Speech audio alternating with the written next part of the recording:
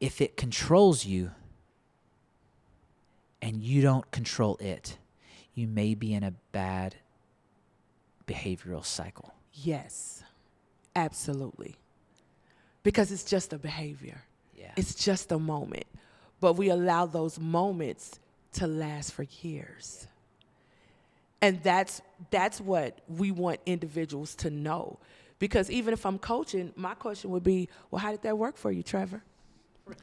Just how did it work for you? Because even had you not been pleasant, you still missed out on showing love, showing who you really are, and then a business meeting. Yeah. So my question would be, so how did that work for you, Trevor? And I do that with either my, because I'm not here to judge. Even when I'm doing therapy, when they come, because they have behaviors. We all have behaviors. I had one of my clients, she was dealing with stuff because I deal with grief, working with individual grief. And so she went out and cut herself. And so when we spoke, I just said, she was like, oh, I don't want you to be mad. I said, well, I'm not mad at you. I said, but it's interesting that because of what someone else did, you abuse yourself. And she was quiet because she never thought about it like that. I said, you allowed someone else's behavior to make you abuse yourself. And she was quiet. And she was like, oh.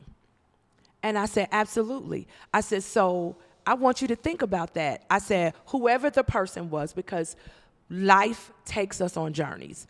But because of what you did to me, Trevor, I can no longer abuse myself. I can no longer beat myself up and punch my own self in the face. Right. I can no longer drag my own self, through the mud or across the street. I can no longer inflict pain on myself because of what you did. And so we don't think about it that way. And so when I said that, she was just like, and I said, but it's okay, it was just a behavior. So we're going to change our behaviors now, right? It's right. Just a behavior.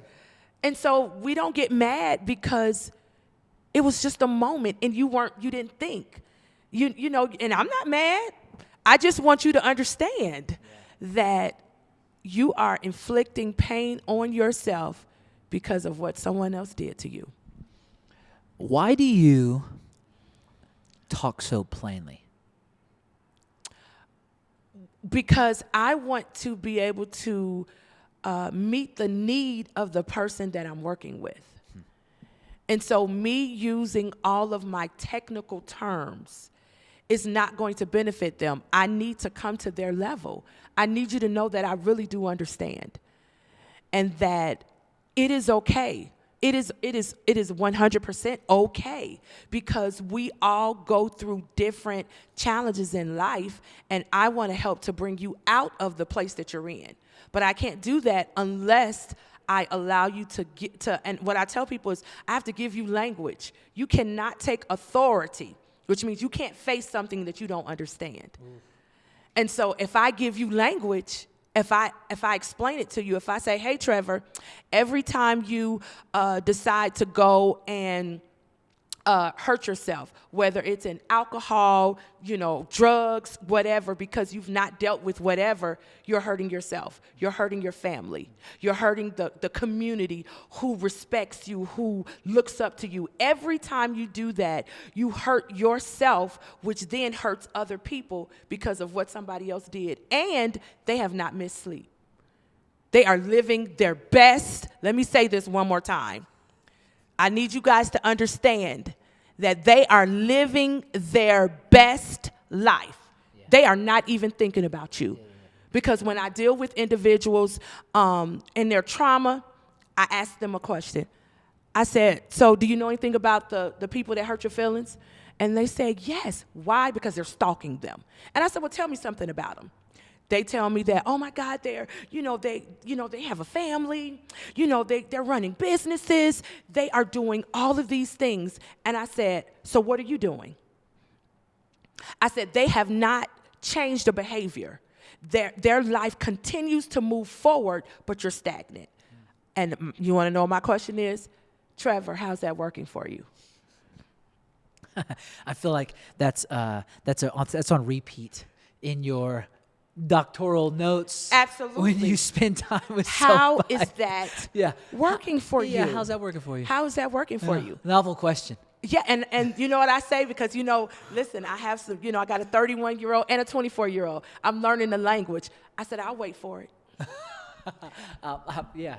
I'll wait for it, Trevor. I'll give you some time. I'll give you some time. Let me know. Yeah. No. So when you talk that, here's what I have found is people do not communicate that well to each other. Mm-hmm. Meaning it's, you do a great job of beating around the bush. You do a great job of making people guess. No.